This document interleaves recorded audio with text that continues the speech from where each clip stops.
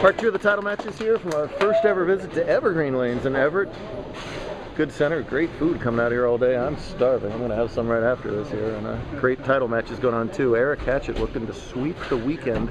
He's already swept the stepladder to this point and has a big opportunity here to pounce on top seed Nick Devlin, but is unable to fully capitalize on it. And with that 8 count, we are tied through 5 frames. However, Eric sparing this up will allow him to retake that lead. Up 20 if he can spare strike here. Over in a handicap, Tyler Hogstrom and Jonathan Bautista are playing for the title, and Jonathan looked great the game before, but it is all fallen apart for him, unfortunately, here in the title match. See as that opens in the 1st, 3rd, 4th, 5th, and then another potential open here in the 7th. He's getting 3 pins a handicap, and he needs a whole bathtub full more of that than that. Can't convert the washout either, and just about lights out for Jonathan early on here. It stinks when they throw a bad game on the web, you know, once we do the website stuff, because they bowled an awful lot of great games to get to that point. Highlighted Bautista by a 247 early on, scratch on his 169 average to vault himself towards the top 5 today.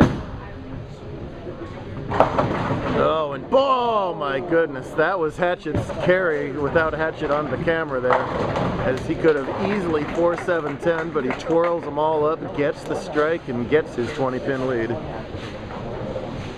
Jonathan with the strike there, he can still max out for 172, which is 175 with the pins.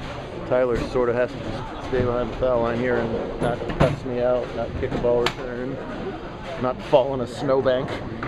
Any of those things would be bad. Anything else is going to be good. Devlin has to recover from a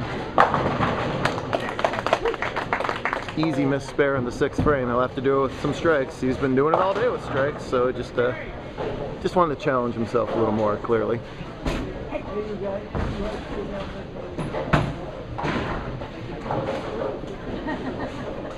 There we go.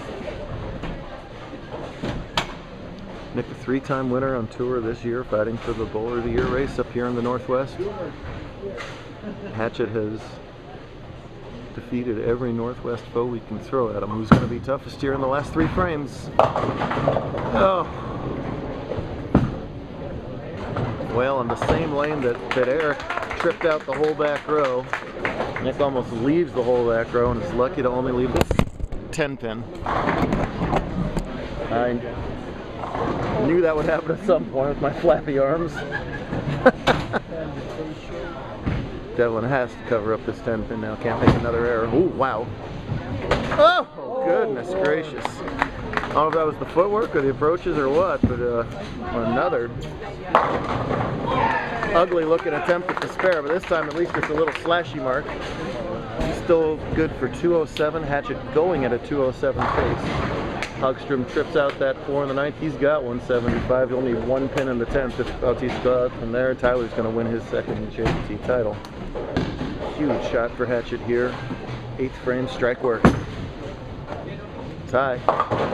Oh, and he doesn't break up the split. Are you kidding me?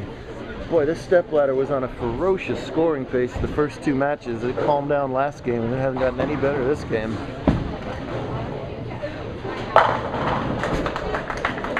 Nice shot from Bautista. Good to see him hanging in there. It's going to be too little too late, but glad to see him still finishing out the game. Now that little out of bounds that we had to the right today can sometimes help on these cross lane splits. Eric more than capable of giving this a run, but he's also got to think about whether he wants to give it a run, because he might throw away a pin account if he goes at it and only gets 1 or less. I think that's the right decision there to make sure of the 2 in that spot. Still maintains his lead. You never know if you're going to need those 2 pins extra a little bit later on. So now the lead has shrunk to 8 with 2 frames to go.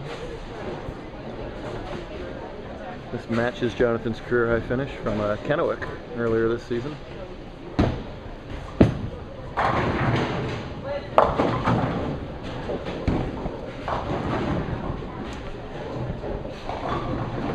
The Northwest Conference has the tour-wide reputation of being by far the toughest, and Eric Hatchett's been a one-man Mojave wrecking ball here. This might be his toughest challenge here, though, in the 9th and 10th. Deeper. And it holds, just barely holds, long enough to get that 9-pin out. That ball was never further right on the lane than when it actually hit the pins. And that's the definition of fade right there. All right, Devlin's crawled back into this match with the help from Eric, but he's going to have to take it away from him if he wants to win it here. Spare working in the 9th, trails by 8. A lot of loft. The trajectory was good. Everybody said that to my left, but he stood up on that ball, and that caused it to break through the middle of the pins there.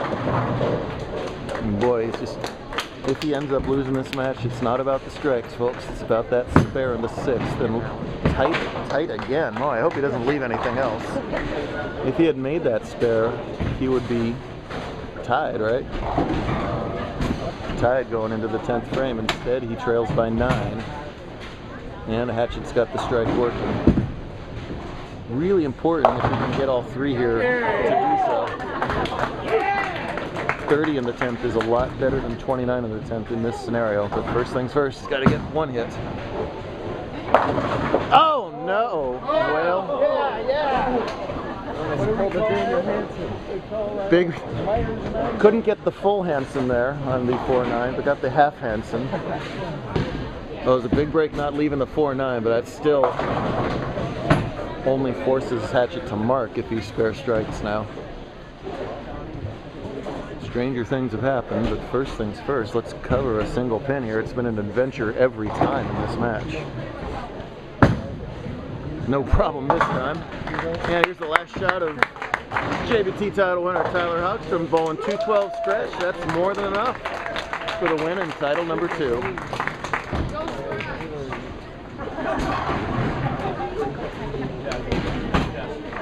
Go for it. Great job out of John getting that far, and Tyler for winning the tournament. Nick's going to take a re-rack here, I think more to collect himself really than anything else. I don't, remind me. Century and you re-racked it and set off the score. I freaked out? Yeah. Why did I freak out? I Oh, did I? Oh, because they hit it on the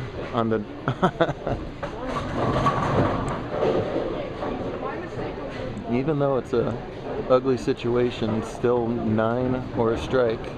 He's better than 8. He's Eric 9 outs for 183 here. So looking to at least get 9.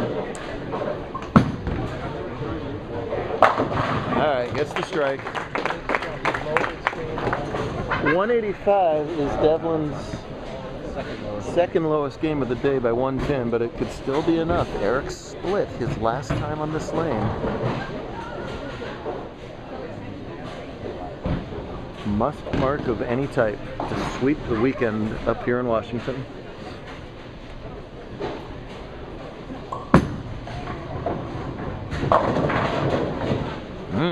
Boy, good adjustment. I remember he left that high hit split here last time on lane 4 and kind of saws the rack. Again, that 5-7-10-ish leave only leaves the 7. Spare shooting has not been stellar for either bowler in this game. Must have it to win. He barely made the 7-pin earlier. But he's gonna hit it in the face this time. There you go. Go home. Boy, is the state of Washington happy with this guy right now. Hey, that's my roommate. Special thanks to the Bows for bringing this guy up from Nevada. Really appreciate that, says the rest of the Northwest. You're supposed to throw the red ball. The Northwest killer, 193 to 185. Congrats to Eric Hatchett on a brilliant performance all weekend long.